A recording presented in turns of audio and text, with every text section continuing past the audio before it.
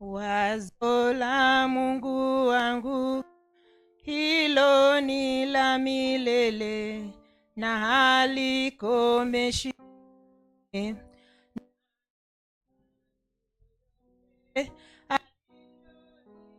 Kusudia hilo atalitenda, alilokwisha niahidi, neema italitimiza. Ni ajabu jinsi gani neema imenizunguka, neema mbele na nyuma, neema kila upande.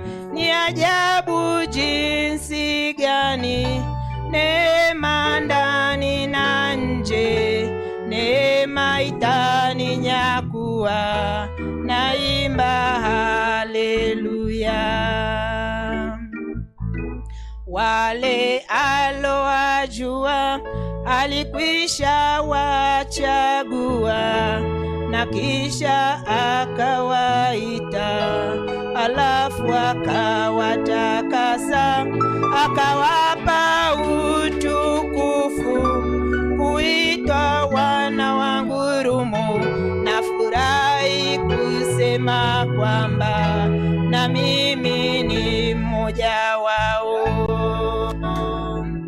Ni ajabu jinsi gani neema imenizunguka, neema mbele na nyuma, neema kila upande.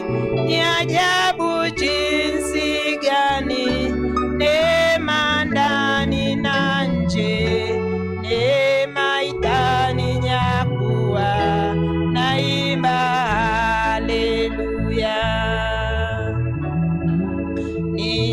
Ninakushukuru Mungu kwa kumtuma nabii, halafu kampa siri ya jinsi ulivyonipenda. Nifiche damuni mwako, nisije nikapotea. Nataka kufanana nawe, nataka kunyakuliwa.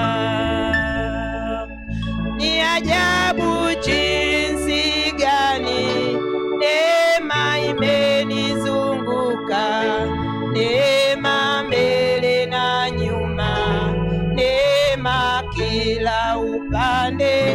Ni ajabu jinsi gani neema ndani na nje, neema itaninyakua, naimba haleluya. Mpango wa ukombozi unanipa upendano wa ndugu, maadili matakatifu, mahali katika Kristo. Mpango wa ukombozi umenipa huduma tano, umenipa ndugu na dada, nasema asante Yesu.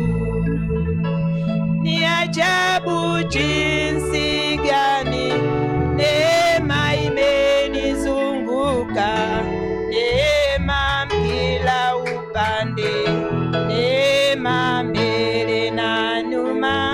Ni ajabu jinsi gani neema ndani na nje, neema itaninyakua, naimba haleluya. Masihi Mwokozi Yesu, uliyeshuka mlima Sanseti na wingu la utukufu, njoo sasa utuhudumie. Wadhambi waokolewe, wagonjwa wapate afya, watu wajazwe tena, wanyonge wapate nguvu. Masihi Mwokozi Yesu uliyeshuka mlima Sanseti na wingu la utukufu, njoo sasa utuhudumie, wadhambi waokolewe, wagonjwa wapate afya, watu wajazwe tena, wanyonge wapate nguvu. Ni ajabu